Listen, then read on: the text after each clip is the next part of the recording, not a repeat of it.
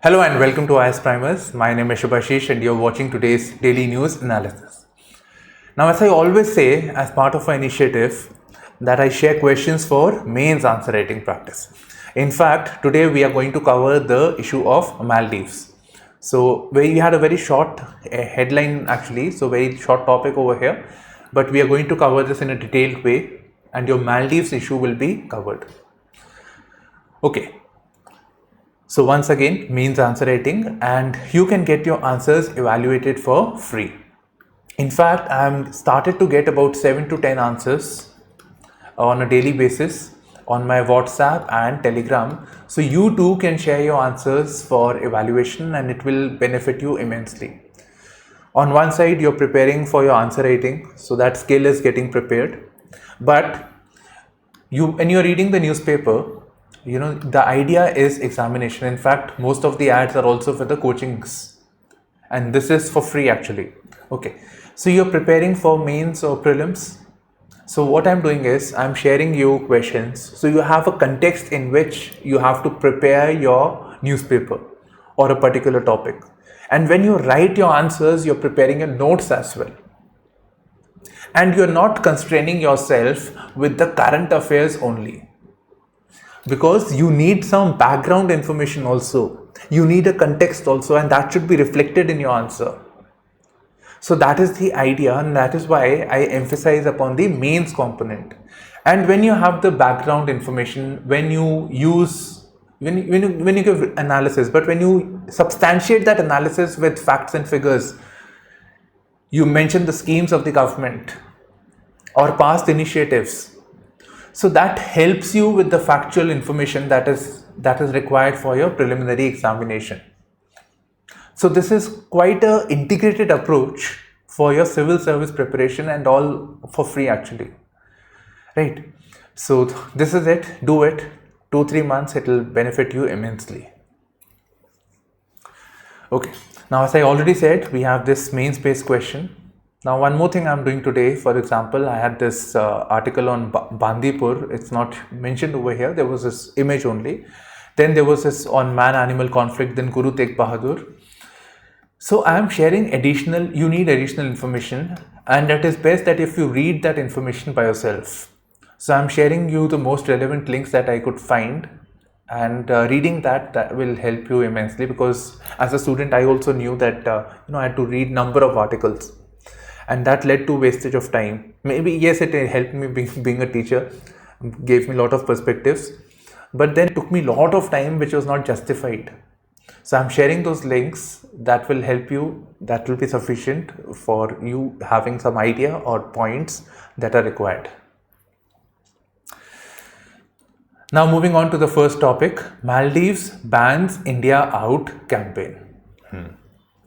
So there is a campaign. It's quite clear that there is a campaign that is going on in Maldives, and I hope you know where Maldives is.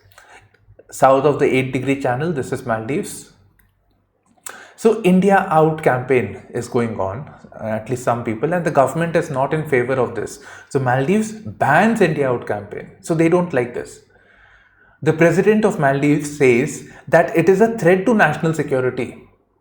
It may affect the overall regional security or the security of the Indian Ocean region also. Plus, it may undermine, this protest may undermine the relations with India, a stable partner that provided them medicines during the Operation Sanjeevani, or provided water when there was a water crisis, or that provides it aid during disaster mitigation, disaster management. Some hazard has taken place. So we cannot afford to have bad relations with them. The previous president did this, and our relations became very, very bad because of that. And he was more in favor of China at that time, and China is still far, far away. It's located a bit far from as compared to India. So India is best suited to provide the support and aid that the Maldives needs, right? So thereby, his government, the new government, President Solid, so this was formed in around 2018. So they have advocated that we are going to focus or prioritize on India first. Whatever we do, we will focus on if it is in India's interest or not, or is it going to offend India? If it is, we are not doing that. So whatever it could be with reference to China saying that, see, we want to make a port, India doesn't like it, so we will not do it. Simple as that. But then there have been allegations that it is being a puppet of New Delhi. As New Delhi is saying, the Maldives is doing it is not being sovereign enough. Right. So this protest is going on. So some political developments that have a bearing on India-Maldives relationship.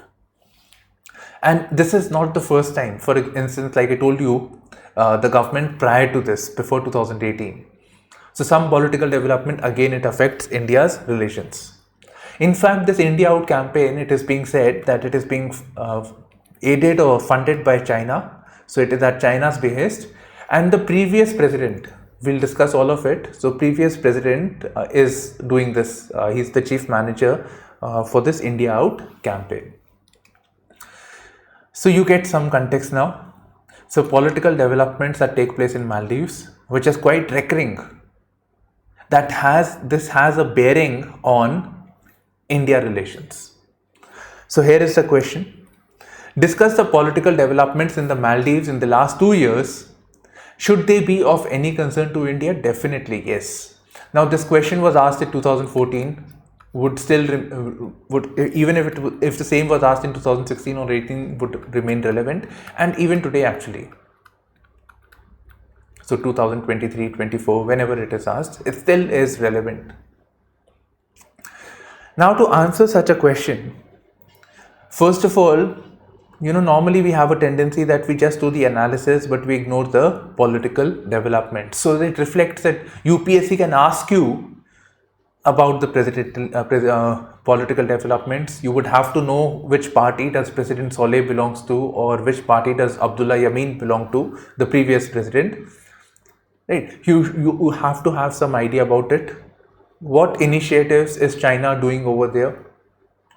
So all of this, some idea you need to know. You need to have an idea about the India Out campaign, but not very detailed, because this question was asked in 200 words. At best, it can be asked in a 250 word framework. So you cannot write more than 30 to 40 words. Right? So first part would be the political developments. You can say that in 30 to 40 words. You can give a brief summary on that. So detailed analysis is not required. So after moving forward, you can raise the concerns that India has. Right, so if for 200 words that is sufficient. The raised concerns what India have. Beyond this, you can say that what measures can India take? What measures can India take to build trust and confidence in vis-a-vis the Maldives situation that is there? Right, so we have to prepare in this framework. Now see, these are articles from 2018. So this is an Indian Express. Political developments in Maldives is a matter of concern. So Ministry of External Affairs had said this. Then there is this think tank which says political developments in Maldives and uncertainty. Definitely it's about India. Right? It has a concern for India. In fact, if you wish, you can read this article as well. So you can Google this. It's very easy. You will find it. Now some background. So the previous president prior to President Saleh was Abdullah Yameen. Abdullah Yameen, who was pro-China. So when he is pro-China, he is anti-India.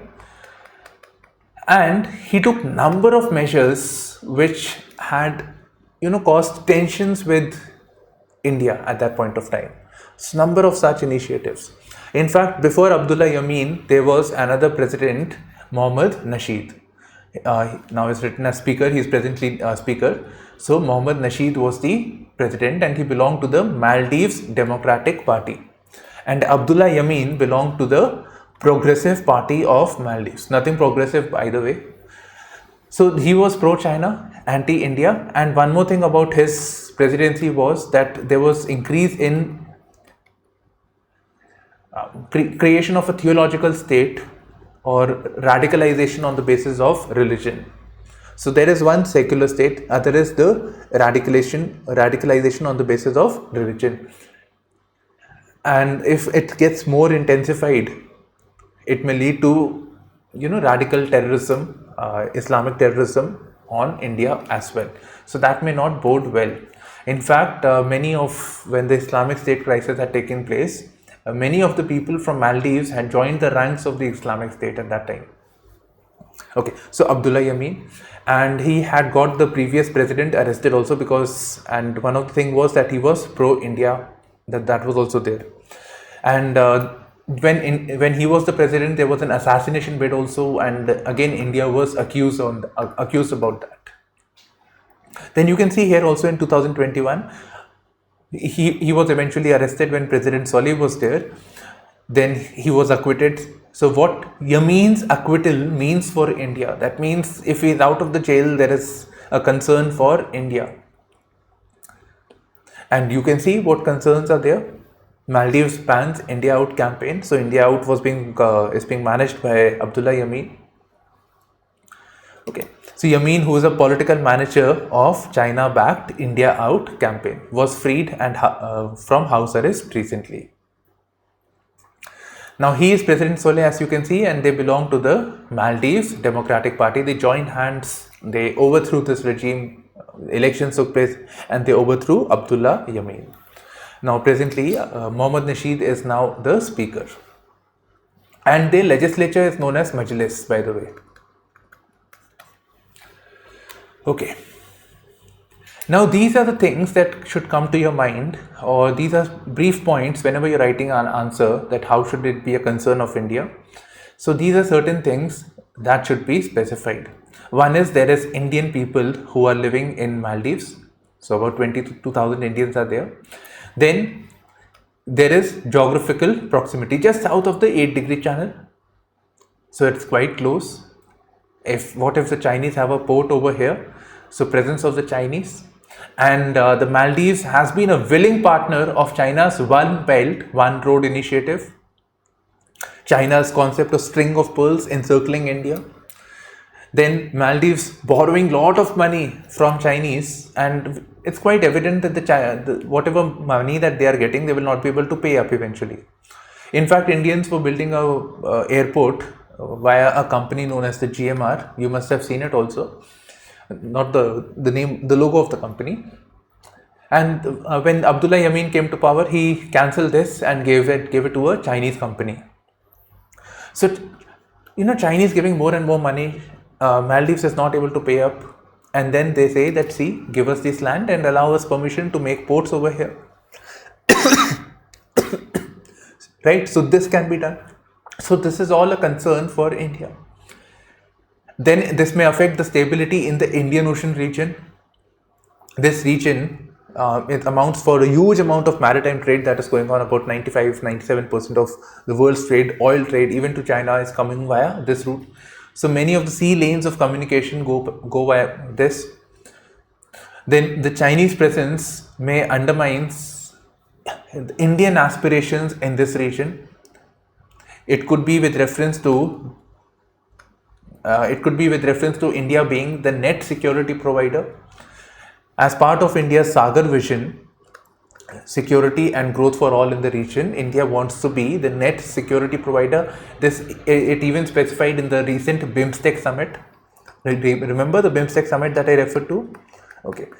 So net security provider, that means that India wants to be the key player over here and doesn't want the interference of another power, that is China. Okay. Then Blue Water Navy, that is Indian Navy that has presence all across the region, Indian Ocean region. So Blue Water Navy, beyond its shores basically. And yes, the exclusive economic zone, if we have Chinese presence over here, if the Chinese ports are there, then Chinese more presence would mean that China would be exploiting this region, the nearby Indian Ocean region, Arabian Sea and the Bay of Bengal region. So this doesn't bode well for India. And yes, Islamic radicalization, if anywhere in the country actually, if this takes place nearby of a country in the neighborhood, then this can easily be exported to India and cause instability in a country. And given the communal environment that is there in the present times, right, this demolition drives and all this that's going on, it's very, very easy to create such an environment and intensify the militancy. Okay, this was from the newspaper prior this thing. So brief points are mentioned over here, so you can refer to this also. But I want these points. This is kind of a sum up. So I want these points to be there when you're writing your answer. In fact, when you elaborate, you will easily reach the word limit that I mentioned over here. Right. So this was the question, and you should be able to answer this question now. Brief political news. CBI files 2 cases of graft charges by Malik. So we all know the former governor of Jammu and Kashmir, so which later became the Union Territory. Okay. So during his tenure, some corruption things have come up. So CBI has filed cases. Now we can also, there are also concerns that this may be a misuse, that he was critical of the government. Who knows? Okay, right. So all of this is going on. So not very important. It's just that some idea should be there. Okay. Now this is important for prelims. So Kerala, Netherlands, Inc. Memorandum of Undertaking for project on state's history. So Kerala actually has a lot of rich history. In fact, yesterday also we did this Fort Kochi Heritage Zone. So Kerala, when I refer to the Muziris also, so that is also important. Now let us see what is this and why this pact with Netherlands. Okay. So see, during the modern times, modern history, we have the Portuguese that had come and established the settlements for trade. So an East India Company was created and they started trading with India. Seeing the Portuguese, the Dutch people, the people from Netherlands also came and they established their colonies, and in many places they even evicted the Portuguese from here. Then the French came, then the British came, right? So all this was taking place. So these people were settled over there, and when they were settled, they were writing their, their people had the tendency of writing and then observing as so this is happening, then telling their family in the letters that see, in India people are like this, the culture is like this, we are trading in so and so goods, I'll be back tomorrow, the seas were like this, right?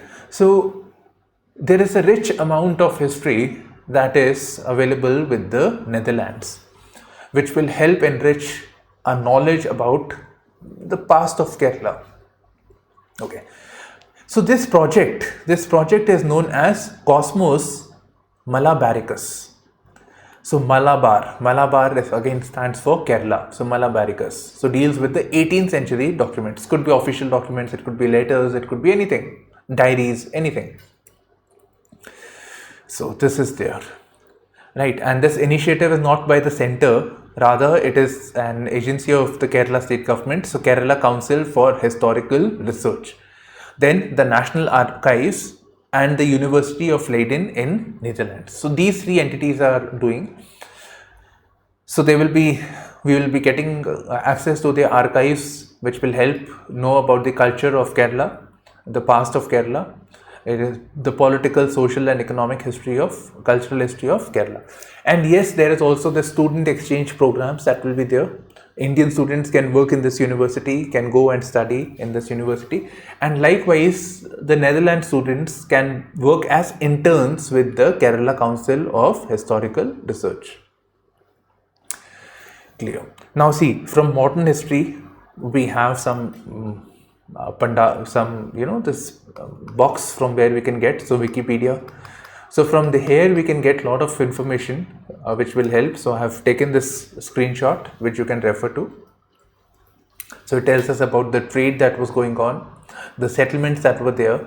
So in brief it is there. In fact, you should read more on this which will help you with your prelims.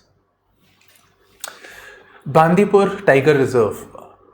I said Tiger Reserve, right? Bandipur National Park. It must be a Tiger Reserve also, must have read it elsewhere. Okay. An elephant with its twins at the Bandipur on Thursday. So they were getting drowned, so they were protected by the wildlife activists, the forest guards, so whoever, they protected them. Okay. So see, Bandipur isn't there in news. It's important. You should know where is it located. It's located in Karnataka, Mysore region, and the territories are alongside the three adjoining states, right? So that is there. So you should read this article. It will help you with the content that you need. Refer to the about. And also one more thing, there is this section on that website that tells us about the ecotourism. So the concept of sustainable tourism, that is tourism taking place, but at the same time it benefits the ecology of this region. It doesn't hamper the ecology, and it benefits the locals. So read as to what they are doing with reference to Bandipur. You can also read about the ecotourism in around the Chilka Lake and the Pulicat, right? So that also you can read. In fact, Pulicat was also there in the mentioned over here as a colony of the Dutch. So Pulicat is often asked by the UPSC from the point of view its geographical location. So refer the sites on the atlas. Now moving on to this government ad, which gives us an insight on governance, which is asked in the General Studies 2 paper. So participate in Delhi government's initiative to make Delhi's historic markets world class. Clear? So historic markets world class. So historic. So under the Rozgar budget, the name of their budget, we will develop 5 selected markets. For this, the government is seeking the feedback or participation of the people. So if you are part of any of this markets and want to be included in this phase, then send your suggestions through market associations, and market associations are requested to come forward to get their market selected under the redevelopment project. So see, it tells us about participative governance. Few days back only I shared you a question on participative governance as to why it is very, very important for good governance. So here you can see as to with reference to a policy phase, then the redevelopment work, the people's feedback is being sought. So when people's feedback or the community engagement is there in the works of the government, then this public service delivery or the governance is much better because there is cooperation of the people. People get what they want. The government wants something, but you're taking, government is top down. From top, government at the top, and then it provides services to the people. But when people demand that, see, these are the things that we want, the government says, see, we have money, we have resources, please tell us what do you want. Then the people will be more receptive, people will get what they want. Otherwise, normally they are not happy with what the government is giving them. So in that way also it will benefit. Okay, so participative governance, the historic markets are also important from the point of view of tourism. So commerce also, Rozgar budget. So all of this can be seen. Now moving on to the opinion section, I wanted to read this, actually just didn't have the time, but I know the context. This is India's moment of reckoning, and social harmony is a must, right? So the context is quite clear. Somewhere it is linked to hijab and these things. Okay, but yes, it gives us India's position in the world order at the present moment. I have selected this article at the moment. Then there was this UK's Rwanda asylum plan, right? So refugee deterrent plan is flawed. So we rejected this, not doing this also. So demolition drive betrays use of state machinery to harass Muslims. If you want to read, you read. The first part will tell you as to what all has happened, which we have already covered. Then what needs to be done, which is it's basically telling us about the political developments or what political stakeholders must do. So in that exam point of view, I didn't find it significant, but yes, it's something which is important, which citizens must be aware of. Okay, growing ambitions of whom? China's. And I'll do this with the help of a map only. Okay. So what China has done is, China has a security pact with the Solomon Islands. You can see the capital is, and you can see its proximity to Australia. This is in the Pacific region, and to the east is the United States of America. Okay. So a pact has been done over here. and I hope you know China is somewhere here. Okay. So a security pact. Security pact would mean that that would allow the Chinese to deploy its security forces over here. It could allow them to, place their vessels, their ships, etc., on these Solomons. So strategically speaking, this provides them a foothold over the Pacific region. Plus, it's very, very close to the Quad members, be it Australia. The Australians are not going to like this. Then the US and the naval base of US, which is very, very close, that is Guam. So Guam is mentioned somewhere, yeah. So Guam, where the US has a naval base. So naturally, when they did this, they had a security pact over here. This was to be criticized by the Americans in Australia. That was a given actually, because it's very, very close to their interest. And US till now was not engaging with the Solomon Islands. So the embassy was closed for 29 years, but now US has a certain interest. So that is what the China is saying, that why now are you focusing on Solomon? Since when are you concerned about them? So yeah, basically that. Okay. So this is what has happened. So it reflects China's growing ambitions, China's growing assertiveness also, that they want to be the world leaders, and they want to be not just in the Indian Ocean region but across, and they want to have a greater strategic presence across the world. Now in the past they have been quite conservative about their political stance or their aspirations. So they are being saying that, see, we are making this ports, we are making this development, but it is about peaceful rise. We do not want to threaten any country.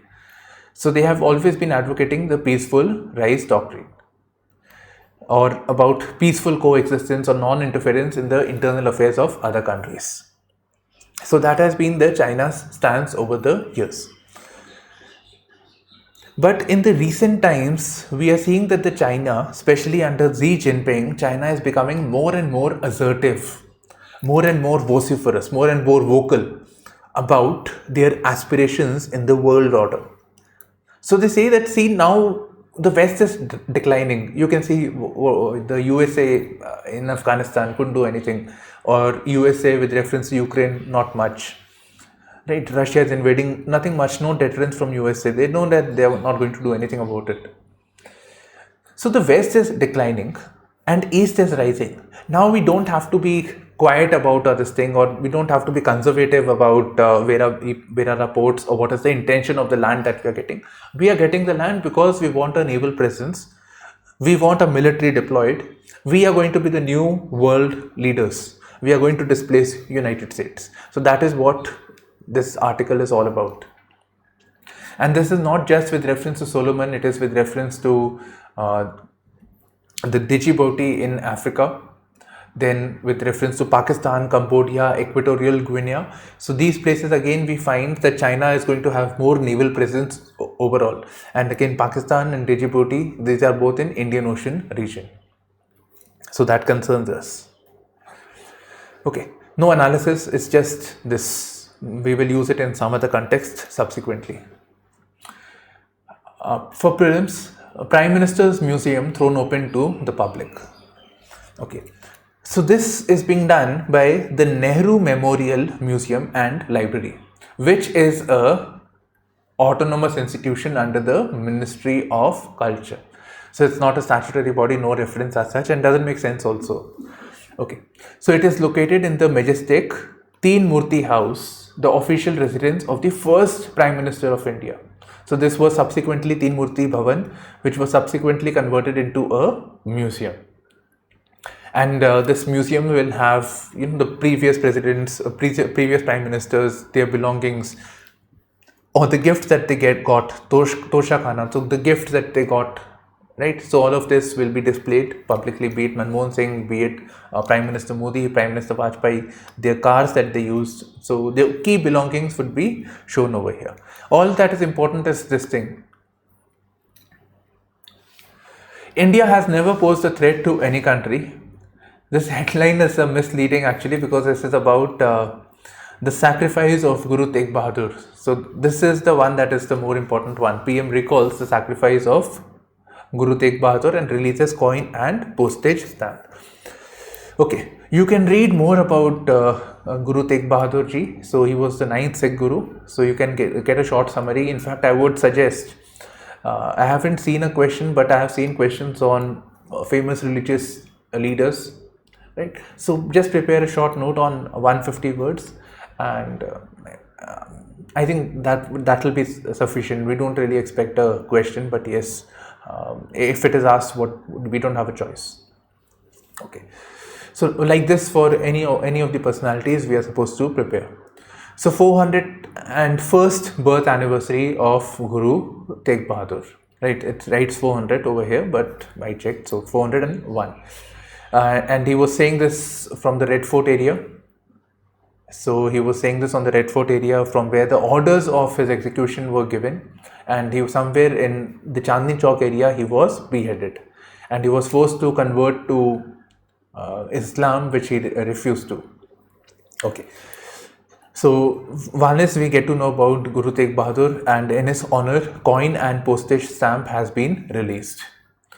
Then, because of all this farm agitation and all the things that took place, so there was this unease between the BJP, the leadership, and the Punjab Sikh community. Okay, so he's maybe it is in that context where it says that he is referred that, see, we have taken number of initiatives for the community, citing efforts made by his government for the community.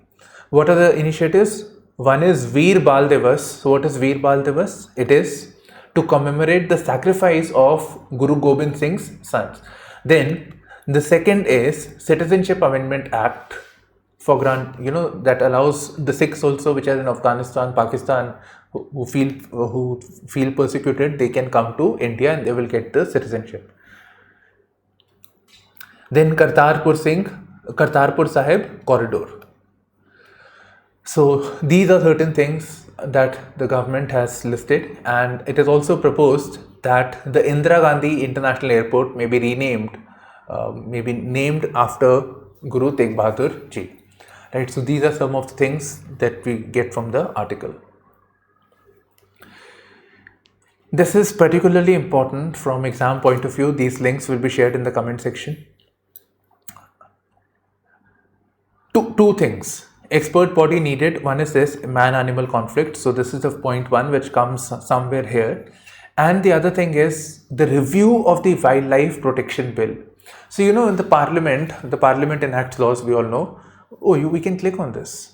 Okay, so Parliament enacts laws, but sometimes these bills go to their committees. There are small committees within the Parliament which studies the detailed provisions of the bills and recommends what needs to be done, what wrongs are there with the bill, and suggests some corrective measures.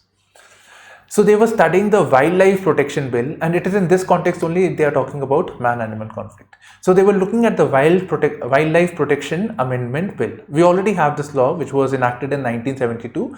So some additions are to be made in this bill. And I hope Wildlife Protection Act is associated with which of the following? Conservation of the wildlife, including man-animal conflict. The sanctuaries, national parks, etc. are classified under the Wildlife Protection Act. Okay, so this is there. So the purpose of this bill, they say that one is, there is an international convention known as the CITES, that is Convention on International Trade in Endangered Species of Wild Fauna and Flora. Right, so you can see the habitat as well as the animals, so fauna and flora, of which India is a signatory. So this is again something that you get for your prelims, and conventions are important for your pre. Okay, so one is this, to make this more compliant with the CITES. In fact, why don't you read this more on the CITES? Refer on the Wikipedia page, you'll study this. Okay. In fact, your prelims is coming, so read environment related conventions, UPSC, you'll find all of it. Okay. Next is, in states, in respective states, there are state board for wildlife. which is provided for the act only. So one is the National Board for Wildlife and other is the State Board for Wildlife. So they say that this board needs to be more purposive. And when the bureaucracy or the government says they need to be more purposive, it's more about giving permissions or environmental clearances for various projects. So it seems that although the state, if it is more purposive in the real sense, it would be that they are stopping. They say that, see, your project will hamper the wildlife, we cannot approve it. This highway is there, we cannot approve it. Make us suitable changes. So here, more purposive, it is believed, that is why it is an inverted comma, that it was going to be filled with official members, and this is what the committee felt. So it will be filled with official members who will just be giving clearances. So this body is going to be redundant after that, and it is going to be more of a rubber stamp for faster clearances. Your project, give us a file, tuck, done. So it says that rather than packing this with more officials, it should have at least 1/3 of non-official members. People who are concerned with the wildlife, environment, etc. should have the membership over here. Right, so this should be there, and at least 3 institutional members and the director of Wildlife Institute of India. So these members should, people should be there. Okay. Then other thing is said was about the Chief Wildlife Warden. I am not able to find it. So, but you should know about the Chief Wildlife Warden. So Chief Wildlife Warden is basically, he's the officer who's concerned with the wildlife in a particular state. Right, so in a particular state, all the national parks, wildlife sanctuary, etc. are the concern as to what all happens is the concern of the Chief Wildlife Warden. So you can read all of this from these 2 articles, you will get it. So one is, this will tell you about the wildlife conservation, what all things are there. And the other thing is about the strategies to combat man-animal conflicts. So one is this. The other thing it told us about the human-animal conflict. So this is rising. I've not shared a question today. So it is rising. We know this. Okay. So we have this leopard also who's got attached, stuck with the barbed wire fence. Okay. So it says that we need to focus on this and we need legislative backing. Here it is. The report recommends an advisory committee to be headed by Chief Wildlife Warden. Right, so human-animal conflict, there should be some sort of a committee which looks into it, and it should also have some legislative backing. So some of the things have been mentioned, like there should be specific plans, mitigation strategies, including recommendations on changing cropping patterns, etc., etc., etc., which you can get over here. So man-animal conflict, by and large, it is about human encroachment into the habitat of the animals, then wildlife corridors being affected. Animals tend to travel from one place to another long distances. Now, because of the highways, etc., this has been hampered, right? So we have fragmented wildlife pockets.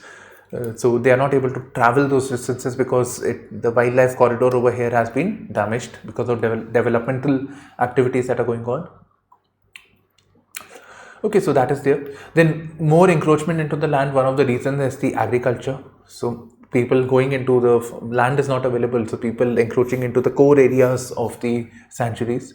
So these are certain things that are there that needs to be rectified. Then in the nearby areas, people may be having this, cattle, goat, etc. for farming. So they are being attacked by the animals. So the animals come close to get these easy preys.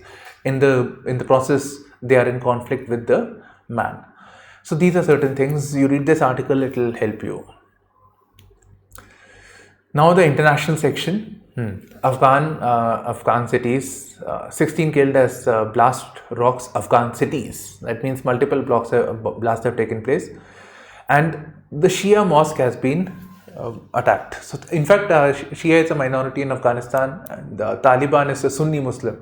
So Shia, Sunni. US announces new $800 million military aid to home Ukraine. What will they give? They will give those, what do they call this? Stringers and this javelins. So all of this will be provided to them. Then Putin claims taking Mariupol. So in the southern and southeast Ukraine, they have been able to get the city. Then China allows some students from Sri Lanka to return, but not allowing it for India because of this wave that is going on. Okay, as Sri Lanka pins hope on IMF, so as we said that Sri Lanka is having a debt issue and they want some money from Sri Lanka, some bailout from package from Sri Lanka, so that from IMF, so that they have money to sustain their economy for the time being.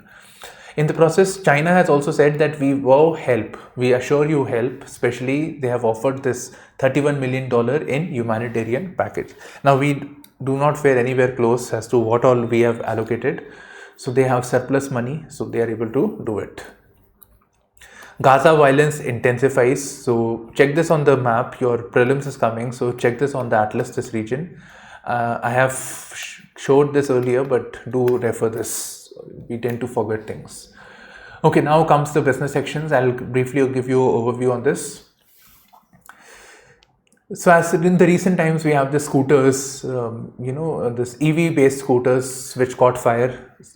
In one incident, two people also died in the process, burn injuries. Okay. So the minister urges voluntary EV recalls. If the EV companies feel that there is some problem with their vehicle or some technological issue or whatever, they should voluntarily recall rather than the government imposing fines, penalties, etc.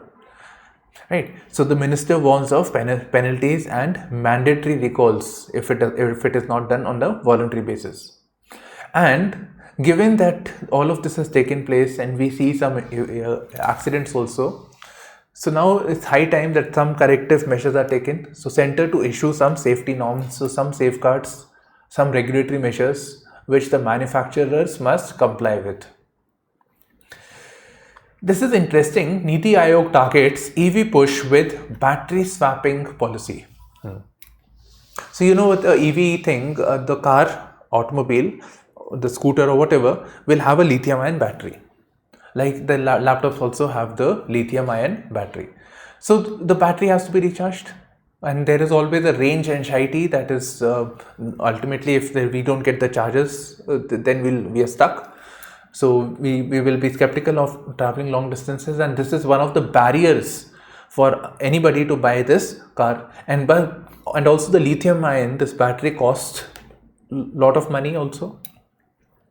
So Niti Aayog has been proposing this from a very long time. Rather than having this lithium ion types of cars, we can have battery swapping policy. Like in our present day cars, we have a battery.